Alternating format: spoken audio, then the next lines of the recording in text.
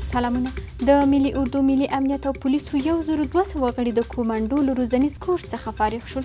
د ملي دفاع وزارت وایي چې تازه فارغ شوي کومانډو به ډیر ژر په بیلابیلو ولایتونو کې ځای پر ځای شي. زلمی خلیلزاد وایي د سولې خبرو کې د امتیاز ګټلو لپاره د تاوتریخوالي ډیرولو باور خطرناکه لوبه ده. د نوموړي په خبره دا چلند د سولې بهیر زیانمنولی او د افغان مشرانو پخوانۍ انګېرنې تکرارولی شي. د ولسمشر ویان وایي چې طالبانو د دولت او خلکو له نیک نیت څخه ناوړه استفاده کړې ده. صدقي زیاته کړې چې دغې ډلې د افغانانو پر وړاندې خپلې حملې 2 چنده کړي دي. د ملي مصالحې شورا مشر ډاکټر عبدالله د ایران له جمهور رئیس سره کتلي. روحاني په دې کتنه کې ویلي د امریکا دولت د افغانستان د سولې له پروسې څخه د ټاکنیزې ګټې اخیستنې په لټه کې دی او په تیرو 40 ساعتونو کې په کووډ-19 ناروغۍ اخته 15 تنو خپل ژوند بایللی.